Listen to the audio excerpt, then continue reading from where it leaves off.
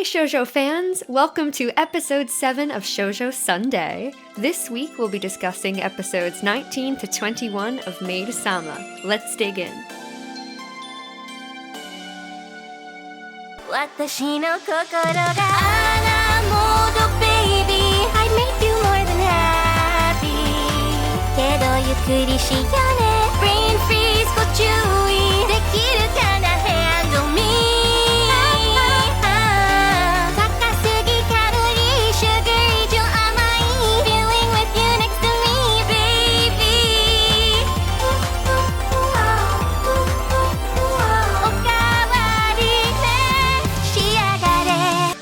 Okay, so I'm gonna keep this super short since we left off on a cliffhanger. So we left off with Misaki and Usui being paired up for the final leg of the Footman audition for the butler cafe that Maki, the vice president of Miyabigaoka, wants to open by buying out Maid Latte and replacing it. So it brings us to episode 19, which I think is titled Re-Paired in the Footman audition. Yeah. That's what it was on the sub anyway. Also, So here is sorry. our... I'm so sorry. Go ahead. I was gonna be like, I wanted to applaud you for getting Miyabigaoka right, in one sitting. Thank you. I had to really pause and think about it for a second. I know I was screwing that up last episode, guys. So I'm clap at home. Thank you. All the snaps. Thank you. I'm gonna roll it into our soft serve summary of episode 19. So we are still at the Footman audition for this butler cafe that might replace Maid Latte, and they are starting with a task to set a table for afternoon tea. Usui does this expertly, and he and Misaki get to sit and enjoy the tea together after the task. The last task of the competition involves serving Maki, the judge. While preparing for this task on the high stage, Misaki panics when Yukimura comes over to talk to Usui, knowing that he'll recognize her. She slips before Usui can catch her. To break her fall, Usui throws himself off of the stage so that she'll land on him instead of the floor. It's very clear that he's injured, particularly his left arm, but he insists that he's fine and that he can continue to perform the final task. Misaki tries to handle all of the physical butler tasks so that Usui doesn't further hurt himself while serving Maki. However, Maki can tell that Usui is injured and eggs him on to do more physical things for him. Usui eventually elects to play the violin, which was beautiful and really added to the atmosphere, but was obviously hurting him more and more as he played. Eventually, Misaki begs him to stop, and Maki calls her selfish for insisting that he needs immediate medical treatment. Misaki refutes this, claiming that a good cafe is a caring environment, and this causes Maki to have a change of heart after the auditions are over. Tora, however, smirks, and it seems as though he still has some mischief up his sleeve. After everything's over, Misaki visits Usui at his place for the very first time and takes care of him, going so far as to cook for him, which means badly overcooking some rice into soup consistency, and she even helps him unbutton his shirt. She apologizes for relying on him so much, and he sweetly admits that he's relied on her too.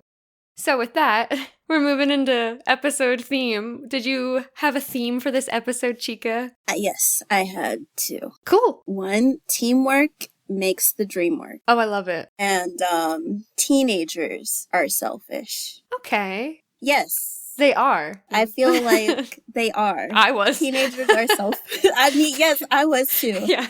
And I feel that even though Miso was right stopping because Uzui's hand was literally badly effed up and everything, I also think that she was being selfish at certain points.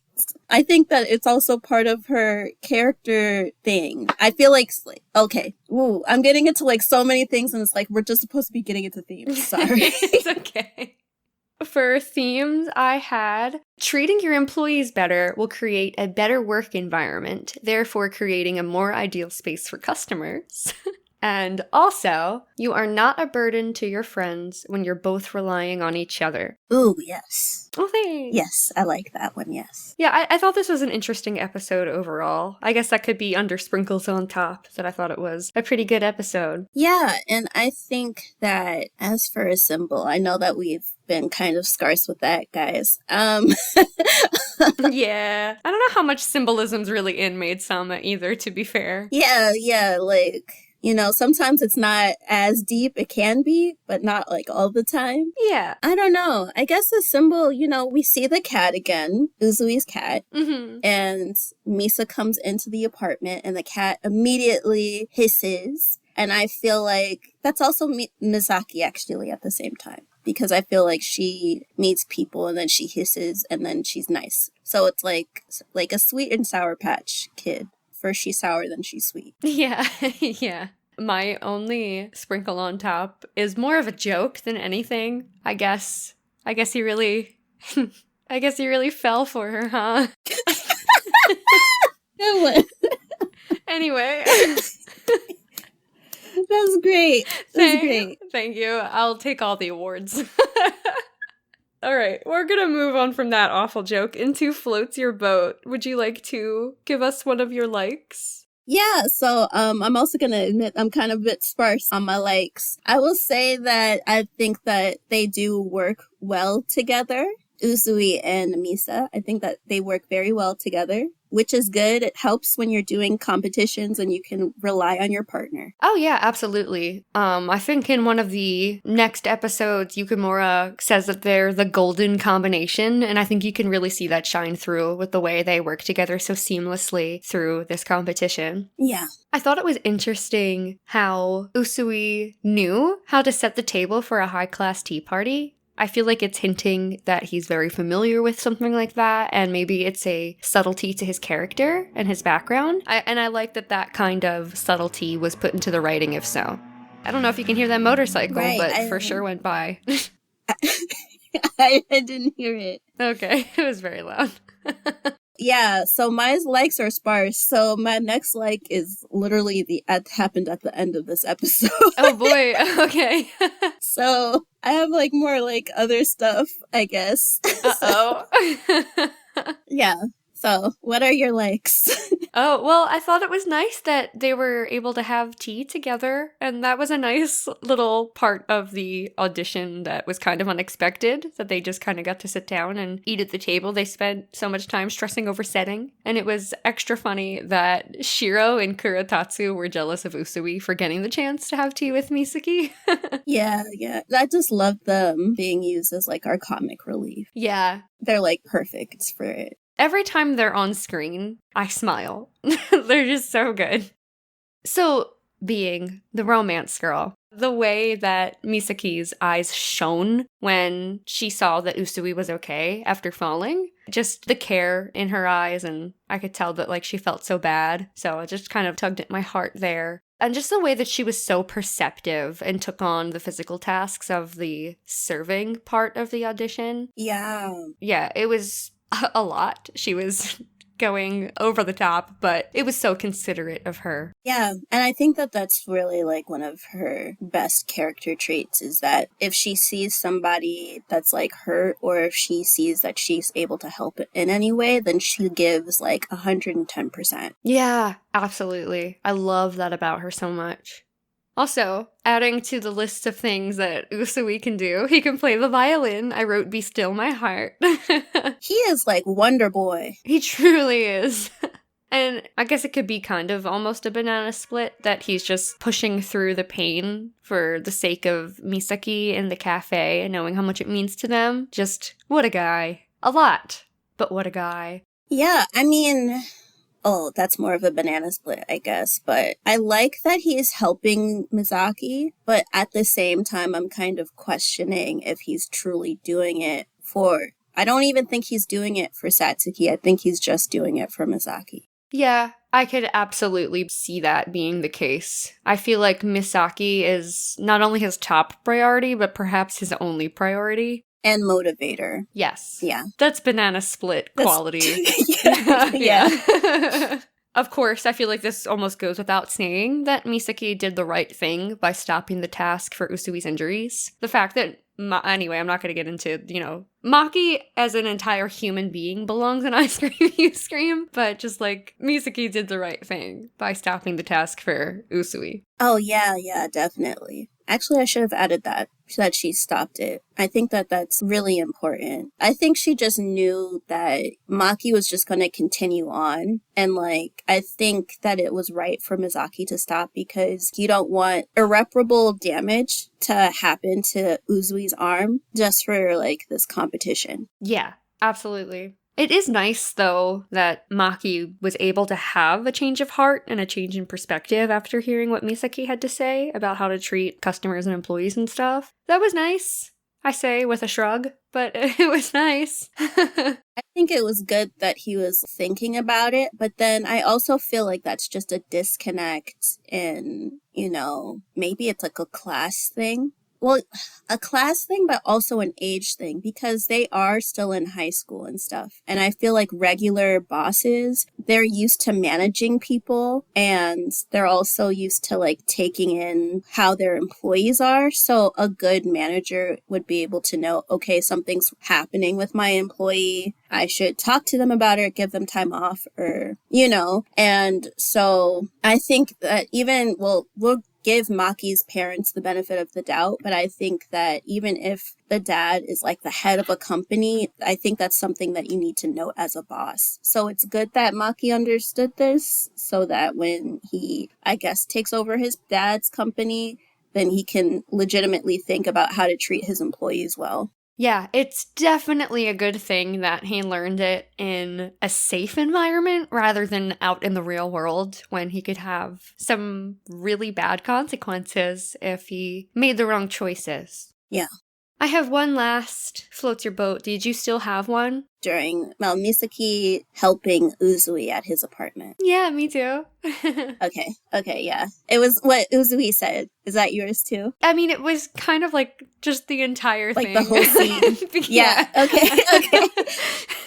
Okay. Yeah, that works for me. I mean, we're twinning in that. I liked the overall scene, but I feel like what really tugged on my romantic heartstrings was him telling her, after she's talking about relying on him so much and her actually feeling bad about it, and he's just you're just right for me. Girl, I was like, ooh, to the moon. Oh, yes. Yeah. Okay, love interest again.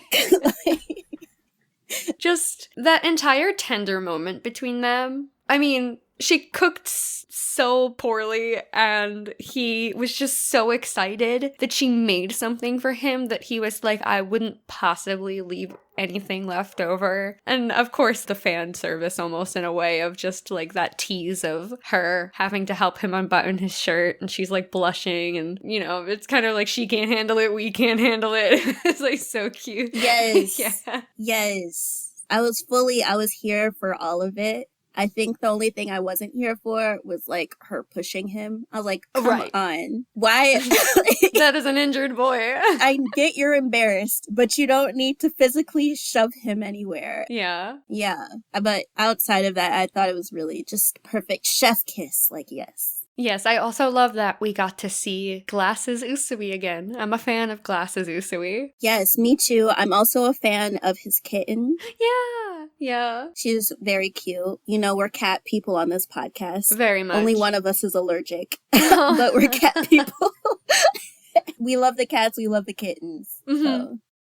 Do you want to... I'm assuming you have some banana splits because you said you had some other stuff. Yes. So, I did have banana splits. I have one. Actually, okay, I lied. I just have one banana split because part of this is really hot fudge. Oh, okay. So, yeah. Okay, so my banana split is, what does them winning this butler thing have to do with them saving Maid Latte? Right. I don't know what the end goal is. Maybe they said it in the last episode and maybe we forgot, but just the writing on this is, I have no idea. Because the thing is, for me, it's just okay, are you just proving that Maid Latte already had quality people and so people should just go to Maid Latte? But then that's such a convoluted way of telling people to just support Maid Latte. So I didn't really understand what they would gain from it. And because I was questioning that, I was also just kind of like iffy about Uzui hurting himself the way that he did to save Misaki. Because, like, yes, save her, but then also to put yourself in harm's way for something that I don't even know how it would have saved Maid Latte. I thought that was kind of unnecessary. So that was my banana split. The whole stage. The whole stage. What is up with this man? He loves to leap. I know. Leaps before he thinks. That's what I wrote in all caps. The whole stage, he really did. The whole stage, the whole building. Uzui, stop. Usui, you need to keep both feet firmly planted on the ground at all times. Oh my god. It's like, do you know that Alanis Morissette song, like Head Over Feet? Oh, I haven't heard it in a long time. That's what I was thinking about. I used to listen to Alanis, like, when I was reading illegal manga online. I would listen to That's Alanis songs. amazing. Oh my god. That's an entire mood. I would listen to Alanis, and I would listen to Sade, and I would just be like, okay, like, we're getting R&B, we're getting, like, angst. But it definitely gave me head over feet, because he literally does this so much. Like, Uzui, stop. Uzui, stop. I love that. Just as a statement, I feel like that's just gonna keep coming up a lot. Uzui, stop. It's the very definition. Yeah. Just, like, stop. So when Yukimura spots Usui in the audition, he kind of runs up to him and he's like, "Oh my gosh, Usui, is that you? I didn't realize, like, you were part of this." And I thought that this was a really funny bit, but I just feel bad that Yukimura continues to get messed with. Just when Usui was like, "My name is not Usui," like, not with two T's is like a name. And I thought it was very funny, but just poor Yukimura. He's so gullible. He is, poor baby. But it's just like, you just love him for it. But it's just like, bro. And like, Kano got it. He was like, you know what? Let's just go away. Yeah, I don't hate Kano as much these days. He's kind of faded into the background and he just kind of adds a little thing here and there. But yeah. Yeah. I mean, he can fade into the background in jail. Yeah. Right. Oh my god. In jail for me, guys. You know, I'm never gonna let that drugging thing go. But I mean, rightfully so. I truly don't know why he's still at that school. yeah. Hey Shoujo fans, it's Editing Giana here again. I'm unfortunately back with another trigger warning for you. So, with this being a Miyabi ga Oka episode, there is mention of rape between timestamps 17 minutes and 17 seconds through 18 minutes and 9 seconds. So, if that's something you are not comfortable hearing us talk about, just skip ahead to like the 18 minutes and 15 seconds marker. So, but yeah, back to the show.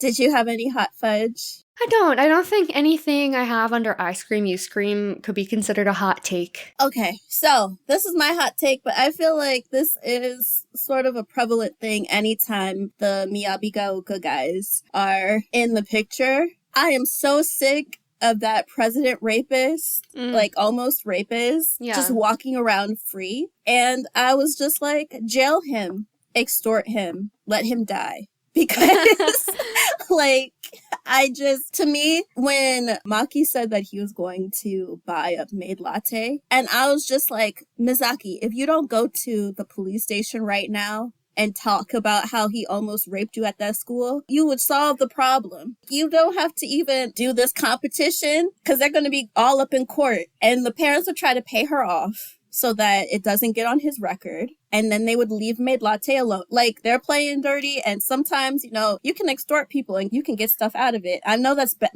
don't extort people. don't. We are not. I'm not condoning it in that sense. I'm saying in this particular situation. This fictional situation. In this fictional situation, extort people. Get the money. Get the bag, okay? You could pay off that house. Okay, you could get the repairs done to your house, Misaki. Find a sense of style. Find a sense of style. Y'all don't have to, like, win contests to get food anymore. You got Maid Latte. It's all straight. Just extort these rich people, because they would literally go to jail if you just talked about what actually, like, happened. Even in that point, you don't even have to go to the police station. Go to their parents. they will have to open up that checkbook. Okay? That's how I would go with it. So that was my hot fudge thing because I just... Like, y'all are gonna make me work extra when I have a trick up my sleeve. Yeah, I would definitely say that extortion falls under a hot take.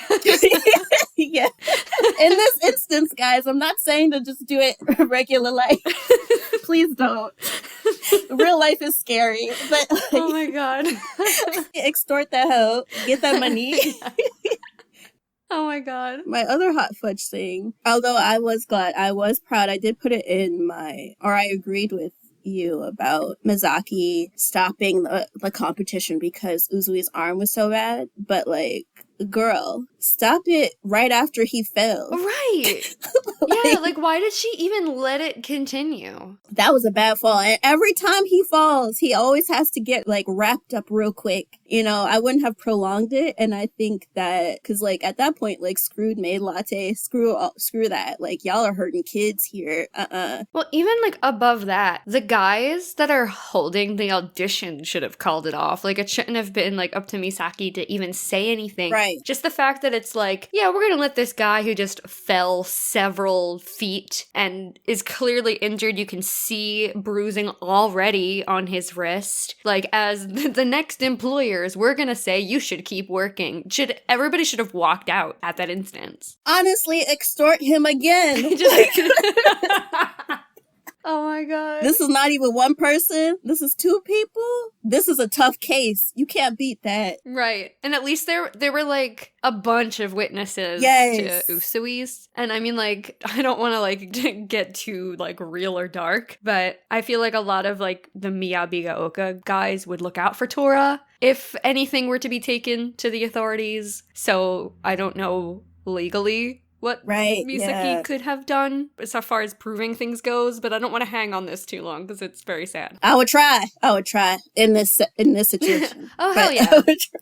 And then, oh yeah, Satsuki saying, oh, that nothing else bad happens. All right.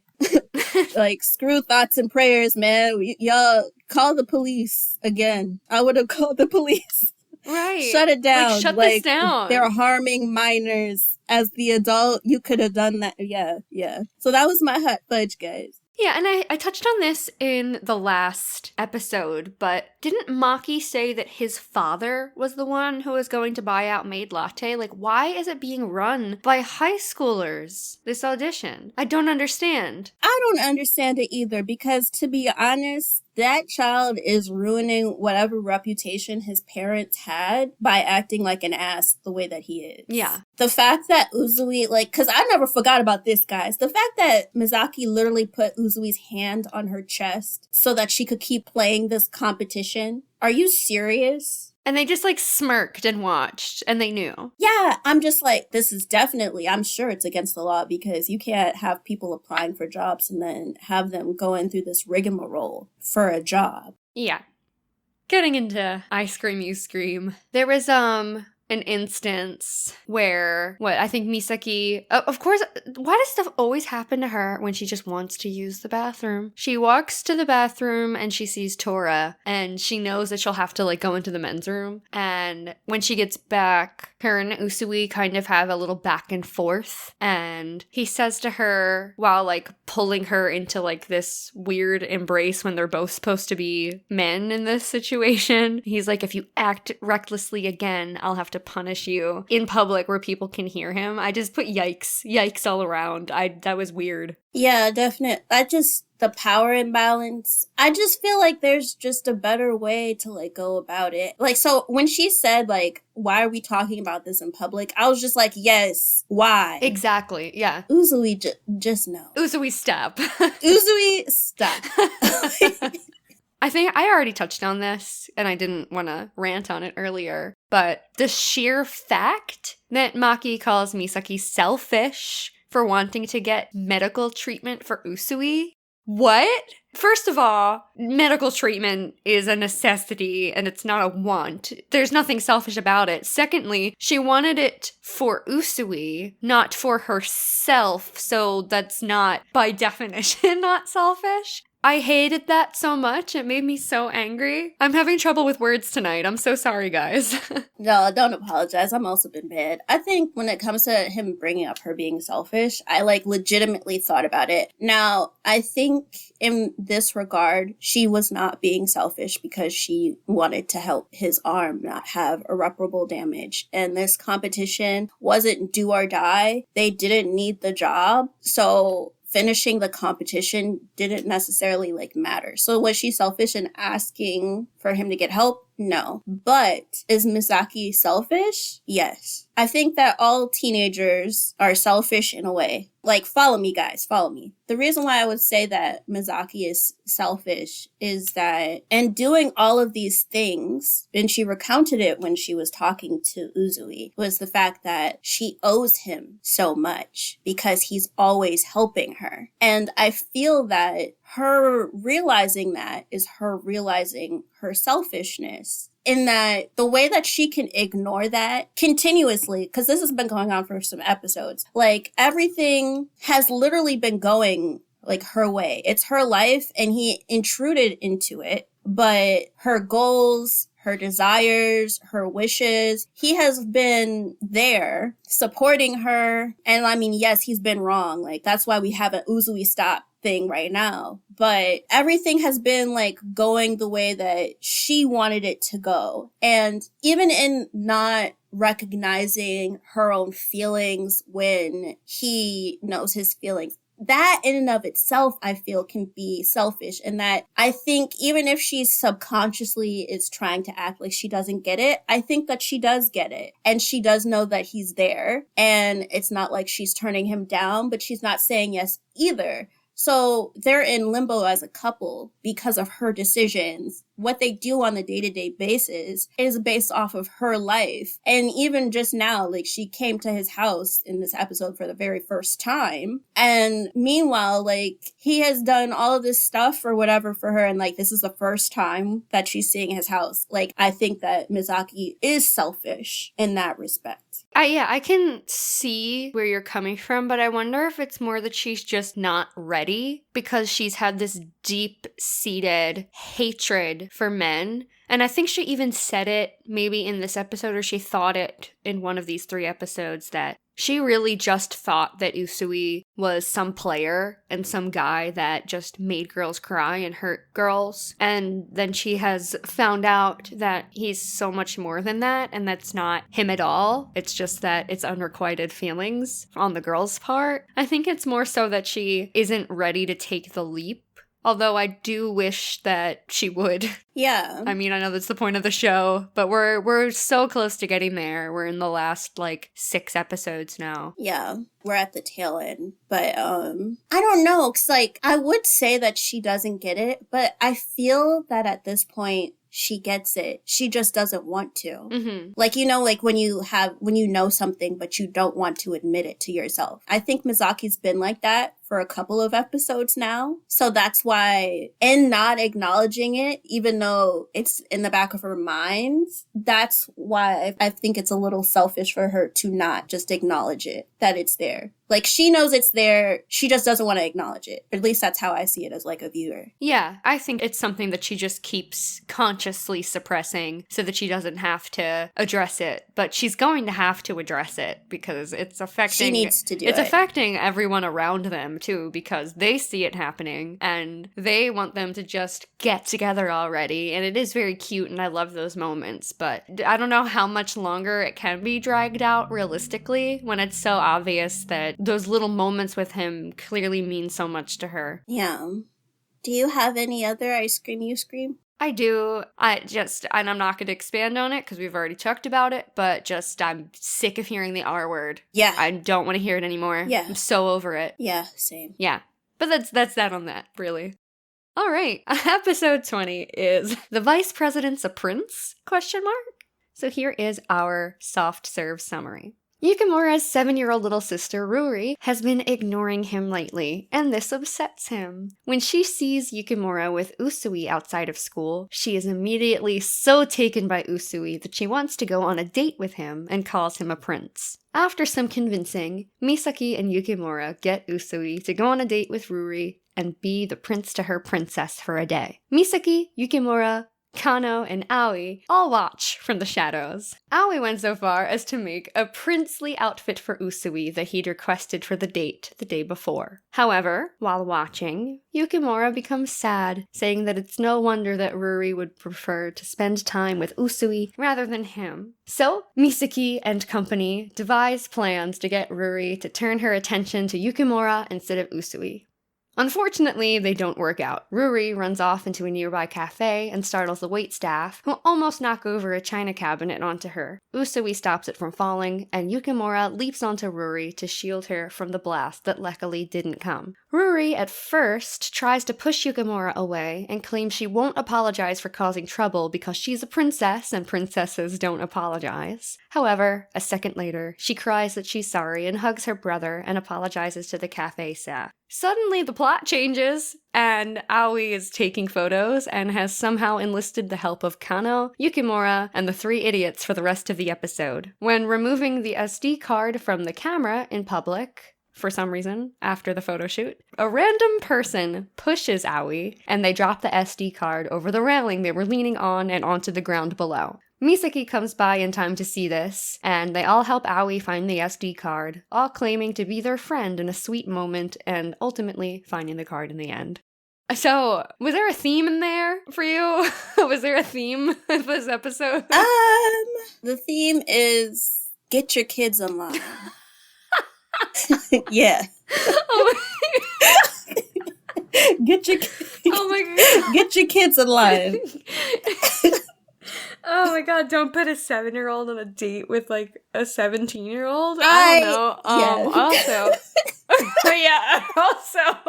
I put with a bunch of question marks at the end, a true friend will have your back and look out for you, because it seems to be the only interlacing link between these two plots that have been smushed together. Yeah. Do you have any sprinkles on top? No, sorry, y'all. For this episode, it's fine. I keep saying I'm not going to do Ouran parallels, but literally there's an entire episode of Ouran High School Host Club about a princely big brother. And I'm just saying the parallels are there. And it was my immediate thought was like Nekozawa and his little sister and her wanting to be Takami's. Oh my god, what's his name? I'm thinking of Tamaki. God, I'm thinking of Usui. Yeah. See, the names are similar! Yeah. The names are similar! And they're both blonde, I man.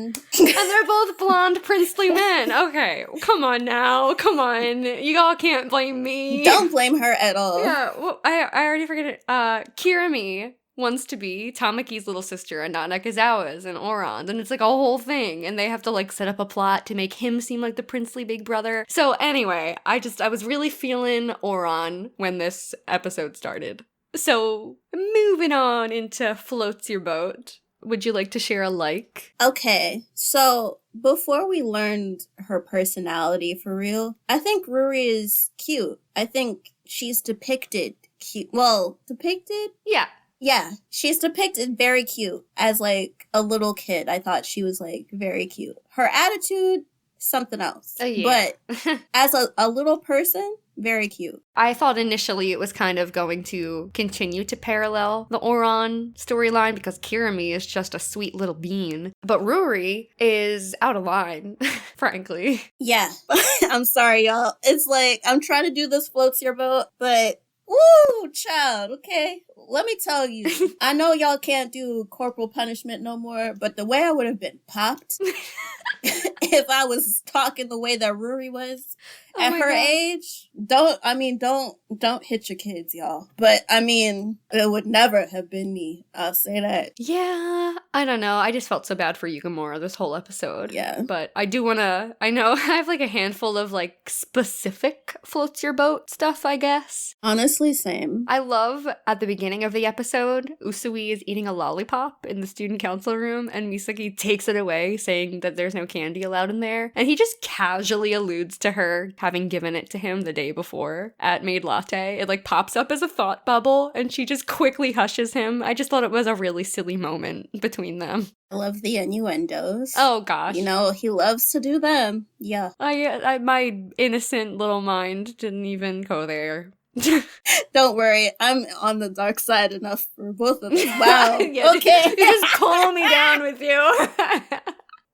Yeah. Oh, goodness. So something I liked about the overall episode, or at least in the first half, is that I guess the asides into different landscaping, different sort of like animations that we're used to. I really appreciate that. So one, Yukimura looking off at the sea, and then Misaki was like being there with him. Oh, yeah.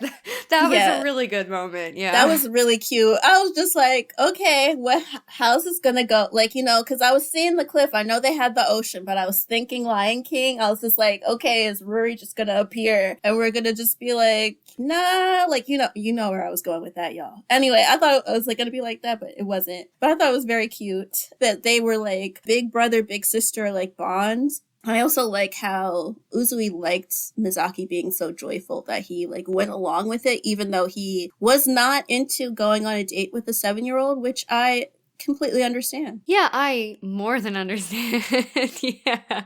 Like, I certainly wouldn't want to be in that predicament. So just the fact that, just the lengths, I mean, we know the, like, stupid lengths he'll go to make Misaki happy, but it was, in this instance, a sweet thing.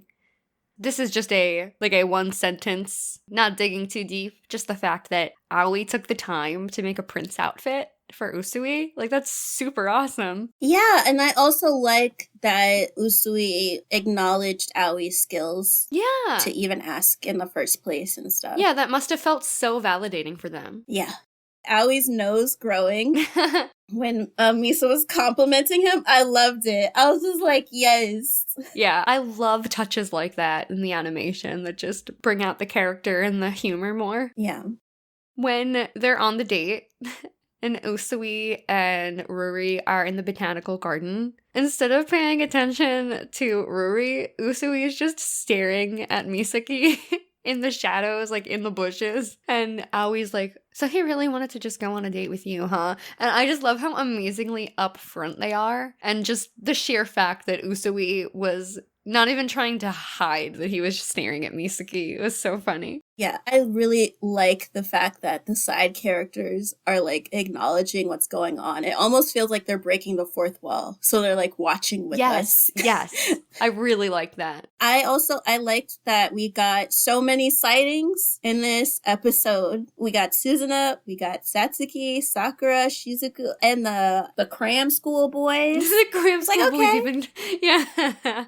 I was just thinking, too, like, we hadn't seen anything of Sakura and Shizuko since the awful episodes. Oh, no, wait, no. I think there was one after that. The concert one? Yeah, the concert one. Was after that when they spied on Usui? I think that might have been. Oh, yeah. Since then. And that was a long time ago, it feels like. Yeah. It does feel like a long time. I'm glad that we were able to, like, see them. Yeah, it's nice that they kind of pop back through. It makes me wonder if they're going to be in the plot of an episode soon, before the end. I think the way that things are going, it's been so heavily focused on Misaki that I think these last episodes are going to be more about Usui. So it might be like they're more background and we get more sightings versus them having a plot. But we'll see. They might split it up like this episode was. And just all of a sudden we have a plot, like, with them. Anyway,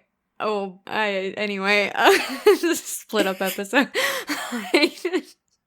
Not a fan. But I do think it was very nice that Misaki wanted to come up with a plan to boost Yukimura's image in Ruri's eyes. And again, all I'm thinking of is Ouran when I'm a handsome princely big brother. That's all I was thinking of. Yeah. It was just very sweet of her to go to those lengths, and the hilarity that ensued afterwards, like Kano not being able to go through with the first plan, which was him like supposed to be picking a fight or like being a burglar or something, and the second plan was supposed to be like the three idiots picking a fight, and what was it? I don't know if there was another plan, but Kano was too scared and shy. The three idiots were supposed to cause trouble, but... And they messed up. Right. They went first. Yeah, but I feel like, was that even in, like, Ruri's eyesight? Like, I feel like it wasn't clear. It seemed like it could have easily been fixable, but they didn't do anything with it. That's more banana split, I guess. Like, just, like, it all happened so fast, and it was so chaotic that it was kind of hard to follow in ways for me. I don't know if maybe it's just me. It got to a point where it's just like, we can't even react. We're just watching. I don't think I have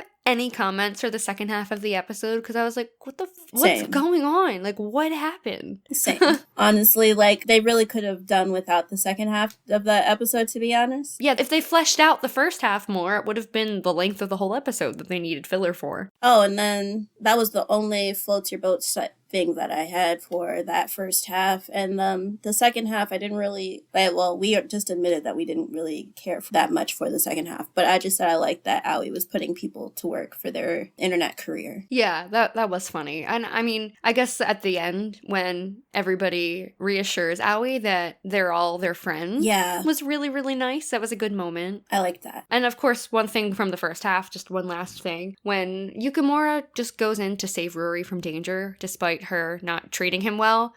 God, what a cinnamon roll. I want the world for him, you know? Man, Ruri, I'm glad that she saw reason and apologized like she was supposed to. Yeah. Yeah. I think a stronger parental presence would kind of straighten her out. I'm not saying that in a corporal way. I'm just saying that in general for, like, discipline. I think she shouldn't be slighting her brother. And it was good that he was, like, there for her. And I think, actually, that could be another last thing, is just the way that Yukimura was there for Ruri, like, the entire episode, even when she was being, like, a brat. Yeah. Like, when she fell, he was almost in tears when she, like, fell on her, like, and hit her head. And, you know, saved her, and he had to get that extra gumption to tell her to, like, cut that shit out so that she could go apologize and everything. Like, he's a very good brother. He really is. As we're moving out of Floats Your Boat, it just occurred to me right now in this moment, and I'm so sorry to bring this up. This isn't the little sister that they were referencing in a way earlier episode about, like, what underwear and stuff, right? That has to be a different little sister. I have to think that there's an older little sister. I thought it was older sister. No, because it was Little Sister Day at Maid Latte, so Misaki was hearing about, like, little sister everywhere she went, and they were talking to Yukimura about his little sister, and if he knows, like, I am screaming. I'm so sorry that this is, my brain went there. I am screaming. Guys, I'm refraining from screaming because y'all use headphones, but I am screaming. Oh my God. Like, literally, he has to have another younger sister, and that doesn't make it okay. He has to have another one. It doesn't make it okay. She's got to be in middle school. It makes me shake less from anger. Yes. Oh my God. He has a middle sister as well. We are just deciding that because if not... Yeah, that is canon now. I guess that's my hot fudge. Yes. Yeah. Hot, yeah. Okay. Do you have any hot fudge? Girl, okay. Oh, okay. So, they used the R word again. Yep. Oh my God. 3 times in this episode. 3 times. No. Yeah, 3 times. I counted because I was so over it. I'm very sick of it. That's the thing. I mean, I know it's a product of its time, but if Black Eyed Peas, actually, yeah. So let's get into it. Black Eyed Peas, they had this song, Let's Get It Started, right? Yeah. It used to be Let's Get Our Word, and they changed it to Let's Get It Started. I didn't know that. Yes. So, and they had to do it because people were like, nah, this is messed up. And they changed it. So, and they did that back then. Let's Get It Started came out way before this anime. So if they can do that, this translation thing, y'all bugging. Y'all can't be saying this type of stuff. If they can do that way back then, because Let's Get It Started, I'd have to Wikipedia it, but at least came out before 2006. And more recently, as far as making informed changes to media, Lizzo just changed lyrics to a song because of, like, controversy around an ableist lyric. Like, we should be doing that as well for, like, translations of anime. Right. Because, like, the way I see it, I don't know who translated this. I don't know if this is official translation either. But if this was official translation, people would have your job. Yes. So let's not keep using the R word. It's wrong. Be better. So another hot fudge that I had was just about Ruri in general. Ruri is bad as hell. Wanting to be a princess is one thing, and it's like, I get it. Like, you're a kid, you have your active imagination, but I don't understand. Maybe that's just a thing because for those that don't, like, I grew up in an immigrant household. When it comes to family, you don't speak ill about the family outside. Now, I mean, it's different when you like grow up, but when I was little, you could not catch me talking because, I mean, I was scared what would happen if I went home, but still, you could not catch me talking bad about my older sisters when I went to school. And especially in front of their like face. Where is the home training? Because you don't have to get popped to know that that's not something that you should be doing. And plus they look exactly alike. So I don't know why her classmates were like, oh, that's her neighbor. They look alike. Yeah. Like, they're like those siblings that it's like, oh, like, you know what I'm talking about, listeners. Like, the siblings, like, you see them and it's just like, oh, the parents just copy pasted. Like, every single child, they got the same face. Yeah. Same hair. Like, it was just like that. And I think that in general, the fact that, one, that she manipulated her brother into getting a date with one of his classmates, I thought that that was wrong.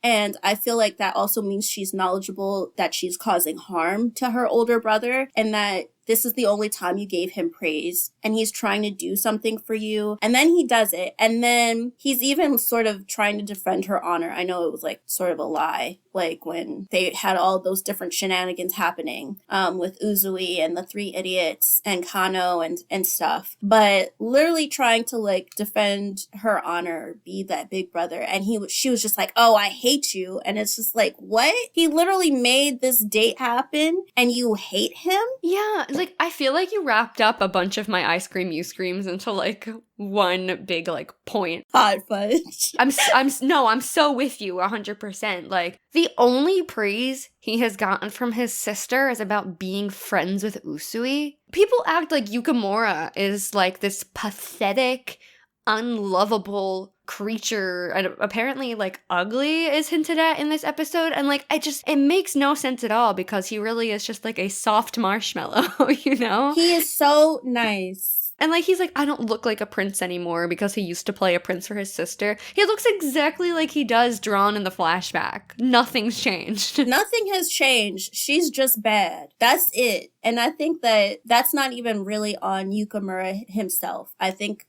it's really up to his parents to like get that under control, because you can't just have your child going off and acting these things out, because that's definitely going to mess up whatever like work that she's doing at school. And I would know because I was a daydreamer and I had to get myself together. But granted, I wasn't talking mess about my siblings when I was at school. So there's that. Yeah. But yeah, I just feel like she was just bad, and I don't even feel like her apology at the end really redeemed it all, because she was doing what she was supposed to. Yeah, I don't understand how the conflict even got resolved. Again, it was like things happening so fast. Like she was still bratty after he saved her. Yeah. But then just apologized 2 seconds later. Like I felt like I missed something. Like I'm confused. Like how was anything solved? Right. And how did she even say like, oh, you know what, like you are my big brother, you helped save me? Because even after, like directly after he saved her from almost being crushed by that cabinet, she was still like, princesses don't apologize. And I was just like, girl, don't let me come through the screen. Yeah. He literally almost could have gotten like crushed, and you ran into this establishment. And then I feel like the final thing, because we already mentioned this at the start of the episode, is why would you even hide in the damn bushes? She is in an elementary school. She should be supervised. Get out of the damn bushes. Right. A date? Yeah, maybe it could have been like she comes and hangs out with them as a group for a day. Right. Gets to like be a part of the big kid group or something. I feel like a date with Prince Usui is like something funny a 7-year-old could say, but is not something that should be acted upon. Like it's weird. It is weird. If you, as a child, just because somebody looks good doesn't mean that you should go on a date with them as a child, because that's how kids get kidnapped. Yes. Yeah. And like, she's doing this, and it's like, okay, yes, you did it in front of your brother, so you're safe, but that's not good behavior. So what happens if the next person that's good looking comes by and she's like, oh, let's go on a date, and he's a literal pervert, which I had a minor note on that of, I'm tired of Misaki calling Usui a pervert, because there are real perverts that were in this series. Yeah. And Usui, as annoying as he is not one of them. Yeah, the joke is definitely old on that front. Yeah. It's old. He's not perverted. Let's stop, because we're not going to mix apples and oranges. And that's what she was doing by calling him that. But when it comes to this particular situation, I don't think I would have given in to her. I don't know why they were hiding behind anything. I think you should supervise like your children, because that's how they get taken. Everyone listening to this podcast is grown. So this doesn't really apply to you, but don't just follow strangers because they look good. Stranger danger. Yeah. Stranger danger. Yeah. And like I said with the theme, get your kids in line. So. For me, it's my cat, and she's actually not even interested in the outdoors at all. I tried. I cracked the door open when I was getting a package, and I let her kind of she sort of stuck her head out cautiously and sniffed around and then ran back inside like she saw something horrifying. It was a beautiful day. They have those carrier things, right? Do you have one of those? Yeah, I just bought it for her because the move is in, I'm moving, guys. I'm moving to an apartment in a couple weeks. So I got her a fancy carrier so she doesn't have to go into the box that came from the shelter. Aww. I have it out on my floor and she keeps low-key inspecting it but not going all the way inside. I'm trying to think if I need to put something in there to get her used to it, but we'll see. I love my cat, y'all. She's all over my Instagram story if you like cats, and she's the most special cat in the world, and I will say it till the end of days. She's so cute, guys. I think that Soleil is a very cute cat. Oh, thank you. I mean, she is the Shoujo Sundae mascot, low-key. So, oh, yeah. Yeah. Sorry, guys. I know I went too long with my hot fudge. Do you have any ice cream you screams? I do. I guess I'll just say this. Where on earth did the plot go? The saving the sister was only half of the episode, and now we're suddenly at a flea market taking pictures of Aoi. I'm like, what's happening? Right. I checked twice just to make sure that I was still on the same episode and I didn't accidentally hit next with my remote or something. This is a lesson in how not to do a filler episode. At least the last filler episode had a cute, interesting plot and a lot of comedic moments, and there was a clear, beginning, middle, ending. This was a complete mess, in my opinion. Yeah, I just feel like they really could have just focused on the first plot. Yes. That's why we're kind of just done. The second plot, it doesn't really matter, guys. If you want to go look at it, you could go check it out. It's on YouTube right now. I'm sure it's also on other places, but the second half of this episode was kind of ass. The only good thing about it was that Aoi got validated by their friends. So yeah. Yeah, that was nice to see. Yeah. Aoi changes into what they call the noble maid costume, and Kurotatsu says that sounds kinky. They are 14. Please, I'm clapping. Please stop.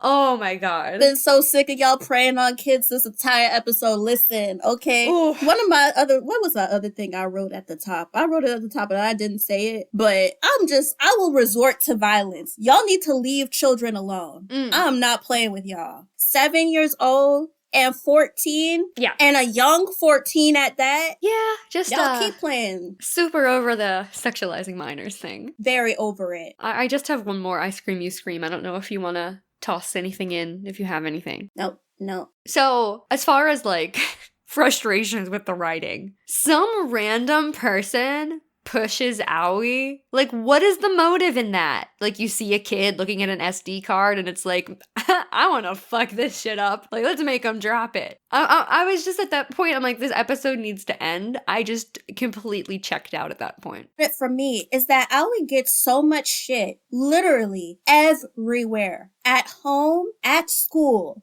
And now you're trying to tell me it happens in public? Yeah. And it's not just automatic gang, let's just beat this guy's ass? Yeah, so I was done. Yeah, I was super done at that point. Just really, really stupid. Mm-hmm. Wanna go into episode 21? Yes.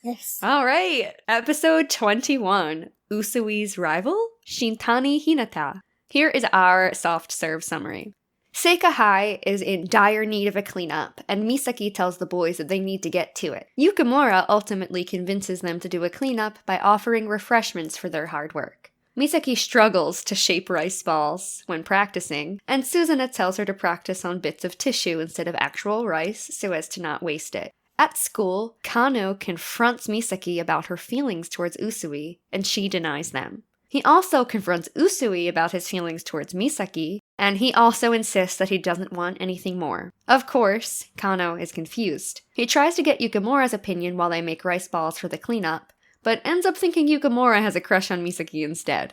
The boys rush in just as everyone is finished making the rice balls, and they scarf them down. They're at least considerate enough to clean up the place before they leave. Misaki naps in a corner after eating her fully round, crunchy rice balls that no one wanted. Usui sneaks in and lets her rest on his shoulder while she sleeps. Kanu sees this through the door, and he's even more confused about their relationship. Meanwhile, a new boy was enrolled in Seika, and his name is Shintani Hinata. He's obsessed with food and always wants to be eating it. We learn that he moved back into town after living on a family farm to search for the love of his life, who happens to be named Misaki. She saved him and fed him cake in the hospital after he fell out of a tree as a kid. After racking her brain, Misaki realizes that it was her Shintani was looking for. Like his childhood, he climbs a tree, proclaiming that he's looking for Misaki. Misaki calls out the nickname she gave to him as a kid, Yukun, and he's surprised by the sound of it and slips out of the tree. This time, he lands on 2 feet, and he leaps to hug Misaki, the love of his life, while Usui watches from afar. Whew. Alright, episode theme ideas? I actually didn't even. After the last episode, you were so checked out. I don't blame you. Sorry, I'm just like, God, I'm sorry, y'all. It's totally fine. Yeah. I have 2 themes. Okay. So the first one would be your first love can leave an impression on your heart forever. Ooh, yes. Or number 2, what's the point of denying mutual feelings when it's obvious that you like each other? That just felt like it came up a lot. It did, yeah. Do you have any sprinkles on top? Sort of.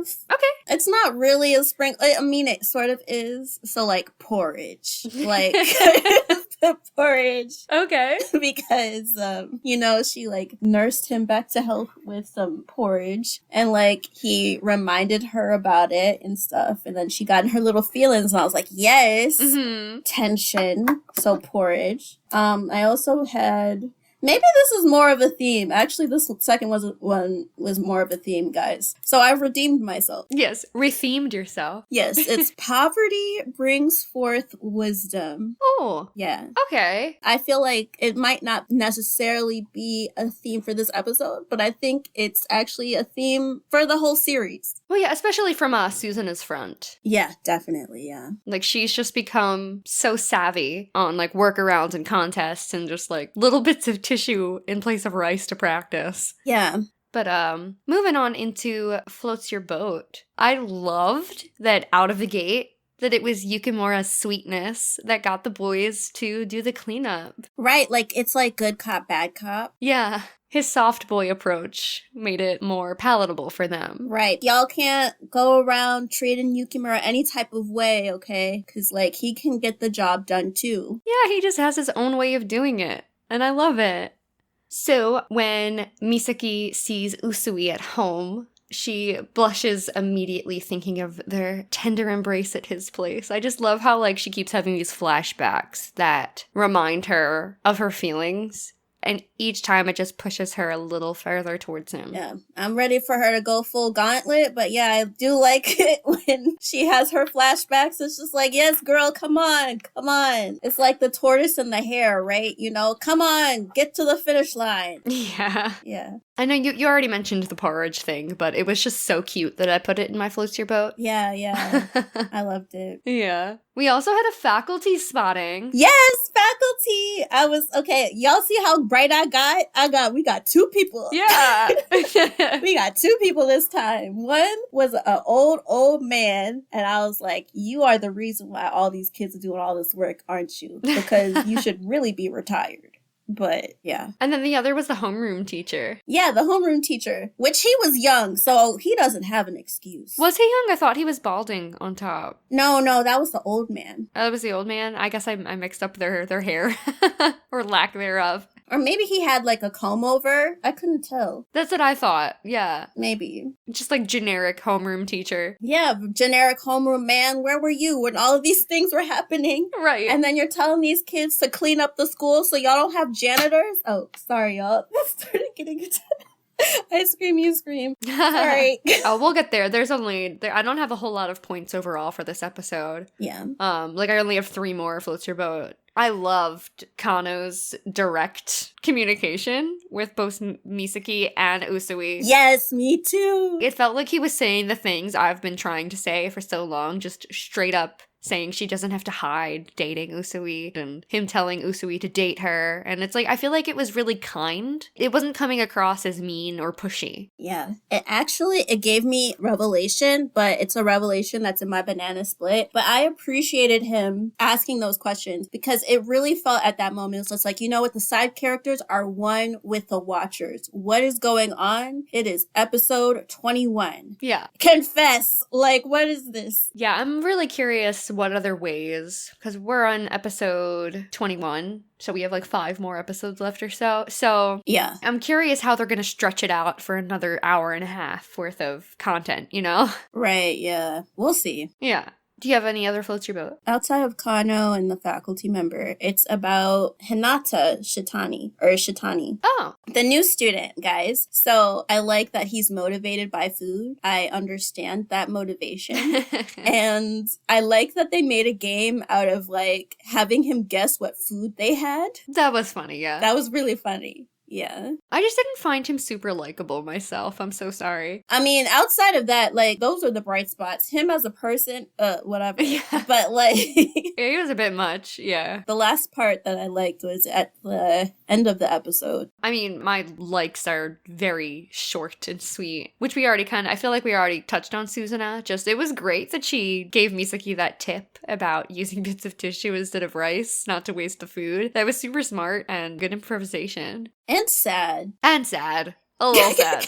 Yeah, but I would rather not waste rice either, though. And if there's a way to do practice efficiently by not wasting food, I think it's a good... I don't know what the word is. I'm so sorry. I can talk. It was a good job. Good job on Susan's part. Yeah. I think it was good on her for figuring that out. I thought that was nice. Yeah. Usui letting Misaki nap on his shoulder was my only other floats your boat. Oh, yeah. Just because that's romance. So cute. So cute. Yeah. The little touch of romance, yeah. Yeah. I think what I liked was at the end, I liked everybody's reaction to Shintani hugging Misaki, because they were literally like, what the fuck? Literally the text that flashed across the screen in orange bold letters in English was holy shit. Like, holy shit, yeah. It was just like, what? That was really funny. That was hilarious. And so, yeah, so that made my floats your boat. Yeah. Do you have any banana split? Yeah, so my banana split, like, at first I thought this might be I Scream, You Scream, but it's actually banana split because I'm more reflective than I am, like, upset by it. So, I think that Usui is just as emotionally unavailable as Misaki is.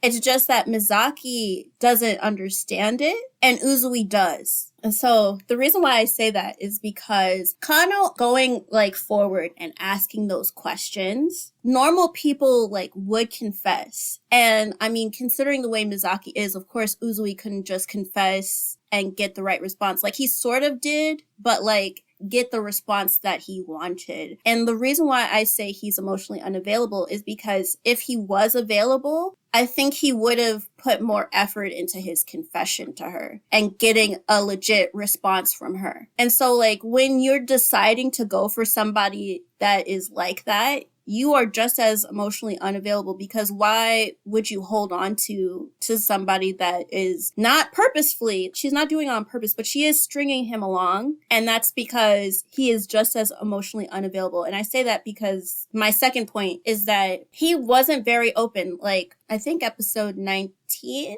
right? So the first one we reviewed for this episode, he wasn't answering her questions. Meanwhile, he knew all of this stuff about being like English butler stuff, etiquette, like what they needed. Told her exactly what needed to be done, which was great, right? All these things we're learning that are brand new on episode 19, and she's sort of asking questions and he's hedging about it. That's another thing that goes towards him being emotionally unavailable. I feel like it's a banana split thing because, I mean, obviously he's okay with it, and I think if she was more available, maybe he would do something about it, but he's just as secretive.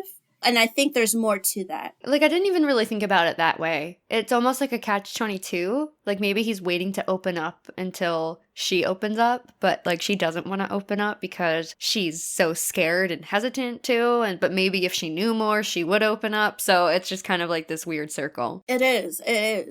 Do you have any banana splits? I do. I have one, but it's really not nearly as deep as what you have. So, Yukimura had such sweet things to say about Usui and Misaki, and I just thought it was kind of dumb that Kano just came to the conclusion that he meant it romantically about Misaki, thinking that he had a crush or something. Especially since Yukimura's first reply was that Misaki and Usui are the, quote, golden combination. I just thought it was a stupid conclusion. Yeah, I thought that was a dumb conclusion as well. Like, yeah. Come on, man. But it was cute, like, hearing him say all the sweet stuff about them. Yeah, true.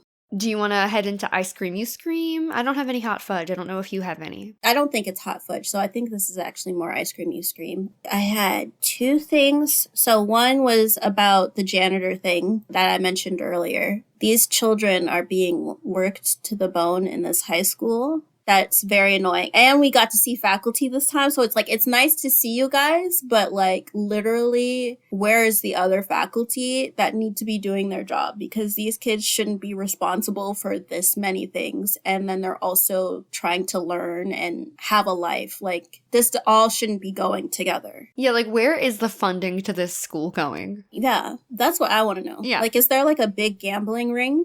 Like... maybe that's where they are. It's just split between these two faculty members. They're the only ones. They're the only ones that care, and then the rest of them are in a gambling ring. I don't know, in league with Miyabi Gaoka or something. I don't know. Yeah.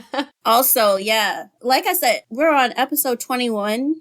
Misaki. Come on, girl. Come on. It's been 21 episodes. There has got to be some movement. Yeah. There needs to be more movement. I get it. You know, you weren't really into men because of your trash-ass dad. But Usui has proved himself time and time again to be a credible person. And he is emotionally available when you are also emotionally available. So at this point, like, instead of denying it and calling him names that he's not, she needs to realize her feelings. Yeah, I really would like to see some kind of breakthrough in that. I know we have, 5 episodes left or so. I think it would be really interesting because, again, I watched this in 2014 and all of my memories of it have gone. But I think it would be interesting if she has this breakthrough that she has feelings and she wants to act on them, but she doesn't know how. Like, maybe she could go to, I know it's like funny, but my first thought was like Aoi. Just like someone to confide in, because they've both confided in each other, it seems like. And maybe talk about it with them because they've been so perceptive of her feelings, or even Yukimura. But I don't know if Yukimura could be much of a help because he's kind of just, he's so shy and he wouldn't know what to do. And he doesn't know their relationship as intimately as like maybe the maids do. But it would be interesting to see her have this discovery and grapple with it and want to act on it but not know how to. I feel like that would be really interesting to watch instead of this will they won't they back and forth. One thing I could say, I'm glad that we have like the little moments that we do have within the series. It's just that I think it would just be nice if we just kind of fully went into like the climax of it. Like the love, the feelings, the hard eyes, the emotions, the what if I say it? What if I don't say it? I really want us to get there. I do too. And like even talking about this is giving me Kimi ni Toroke vibes, and I don't know if you've seen that or not, so I don't want to say anything. I would love it if we watched that. It's 37 episodes, though. I don't know if it would be a little long, but it's one of my favorite shows. Like, I did a painting of one of the scenes. Like, I love it so much. I don't think I've watched the anime, but I did read part of the series illegally. You know, guys, I mean, you can buy it. But yeah, so I wouldn't mind checking that out. Yeah. Yeah. Just keeping this statement spoiler-free. For those who have watched it, there's stuff that happens, like, leading up towards the end of the show, and I like the way that the plot went with that. And I'm not going to say anything more than that, because I don't want to give anything away. Yeah, but we are an Ice Cream, You Scream. That whole bit was, I guess, there was a segment that I haven't known how to work in, which was our pretty pleased with the cherry on top, like things we would like to see. This all kind of happened on the fly. I don't have any notes for anything I just said, so if we did have a pretty pleased with the cherry on top segment, that would have been under it. Yeah. But getting back into Ice Cream, You Scream, I don't really find anything redeemable about Shintani myself. I mean, being food motivated, I do appreciate, but to a point. Like, I feel like it's his entire personality, and, like, he's just, like, kind of weird. So it's hard to see him as any kind of worthy rival, as the title suggests, for Usui, personally. Yeah, I don't think that Usui should take it seriously. He's going to, because that's what he does. Yeah. And I also think, in general, introducing somebody this late in the game... Yeah. My brain's tired, like... It's just like, okay, the food guy. Yeah. I don't even think it's a legitimate thing. And she was in the middle of basically turning him down while she was talking. He just hugged her. Yeah, he just invaded her personal space immediately without asking. Yeah, I didn't really like that. But otherwise, I mean, I think this was pretty eventful, you know? The most thing that I liked in this episode was the fact that Kano spoke for us. Yeah. It was just like, yeah, what's going on? Yeah, I really appreciated him, like, being the ambassador viewer. Do you have some more Ice Cream, You Scream? Nope. I just have a couple.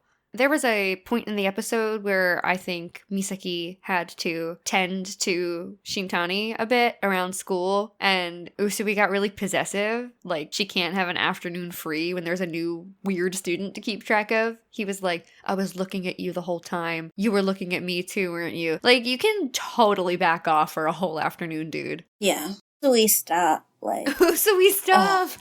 Yeah. Usui, stop. Like, I feel like it's just one step forward, 10 steps back, over and over. Usui, please, just be a stand-up man. Honestly. My very last, well, I guess there's technically two more, and one will be a statement, and I will just save it for last. They're talking when Shintani is like, I told her I would follow her for my whole life or something, and the guys are like, that's weird. Normally it's the other way around. A girl should follow a guy. Please stop. Everyone stop, not just Usui. Can't people just like people? It doesn't have to be a gender thing. Yeah. If you like someone, go for it, regardless of gender. That bothered me. Right. It's just like, honestly, confess and then let it go. Yes.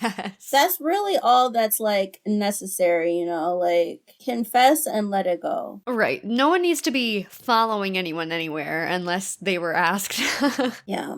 And also, just to say that it was said, more R word in this episode, arbitrary Ice Cream, You Scream at this point. But just gonna leave it at that, because we harped on it a bit. Yeah, they need to get in line too, translators. I really hope that stops for the last few episodes. Same. But that's all I got. That is also all I got as well. All right. Well, that brings us to the end of episode 7 of Shoujo Sundae. If you would like to keep up with us, you should follow us on wherever you listen to podcasts, whether it be Spotify or Apple Podcasts or wherever you get your podcasts. Well, we should be there. We should. You should look for us. Yes. And if you want to keep up with us on social media, we are at Shoujo Sundae across all the social platforms. Chika, where can the folks find you? You guys can find me at Chika Supreme. That's Chika with okay, not 2 C's, Supreme. And I'm Chika Supreme across all platforms. I'm Giana Luna. You can find me at Giana_Luna_ across social platforms. I am most active on Twitter and Instagram if you want to get in touch. And that's Giana with 1 N, please and thank you. So next week, we will be discussing episodes 22 through 24. We are so close to the end of Maid Sama, and I'm looking forward to it. We will see you then. Goodbye! Bye!